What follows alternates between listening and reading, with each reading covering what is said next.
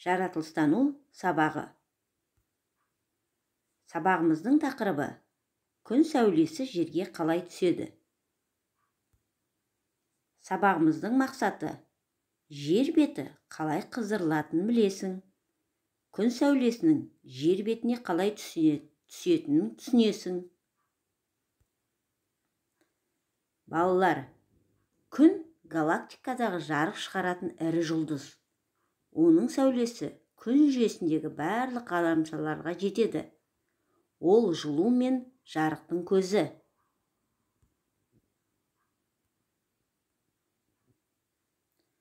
Ғаламшарымыздың осы жүйеде күнді айналуына байланысты жер бетіне күн сәулесі әркелкі түседі. Жер беті біркелкі қызбайды. Ол күн сәулесінің түсу бұрышына байланысты.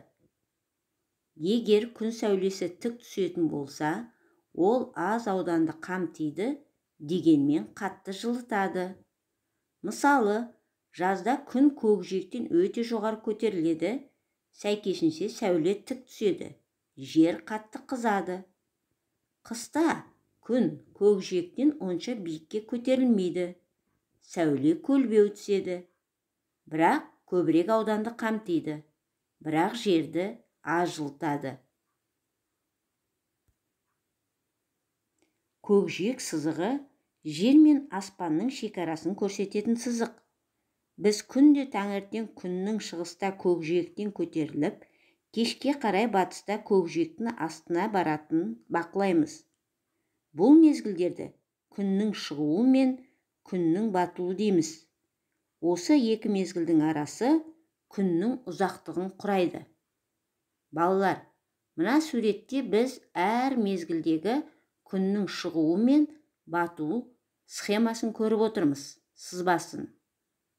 Яғни қараңдар, 22 желтоқсанда күн бізге қиғашынан түсу бұрышы 90 градустан төмен болып тұр. Сондықтан да ол кезде бізде күн суық болады екен. Күннің түсуі жерді аз жылытады. Енді 21 наурыз бен 23 қыркүйектегі күннің түсуін қараңдар. Кішкене күннің көкжиекке қарай көтеріле түскен. Ал енді 22 маусымда күннің көзі жоғарыдан түсіп тұр. Сондықтан да бізде күн тік түседі екен де, жеріміз жақсы ысиды екен. Тәулік 24 сағатқа тең. Осы уақыт ішінде жер өз осінен толық бір айналып шығатын білесің. Жер өз орбитасымен күнді де айналып қозғалады. Бұл күн мен түннің ұзақтығына әсер етеді. Күн мен түннің ұзақтығы жыл бойы үнемі 12 сағаттан болмайды. Қыста күн қысқа, түн ұзақ болады. Ал жазда күн ұзақ, түн қысқа болады. Бұл жердің осінің орбитаға көлбеу орналасуымен түсіндіріледі. Енді балалар, оқулығымыздың 65-ші бетіндегі кестені ашып зерттейік. Бұл жерде солтүстік және оңтүстік жартышарларда күннің ұзақтығы қалай өзгереді? Яғни бізге солтүстік жартышарда орналасқан Нұр-Сұлтан қаласы менен оңтүстік жартышарда орналасқан Сидней қалаларындағы күннің ұзақтығını берілген.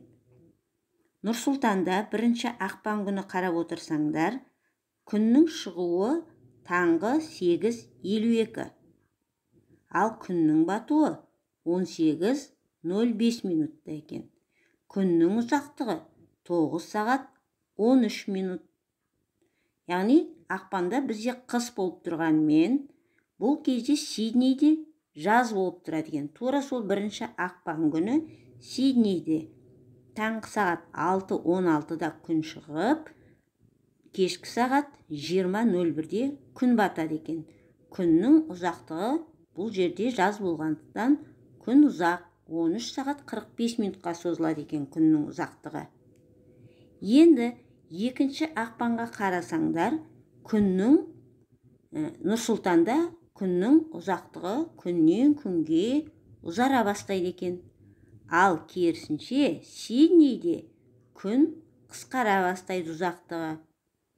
Яғни 1 ақпанда Нұр-Сұлтанда 9 сағат 13 минут болса күннің ұзақтығы, 2 ақпанда 9 сағат 16 минут, 3 ақпанда 9 сағат 19 минут, сөйтіп 3-4 минуттан қосылып отырады екен.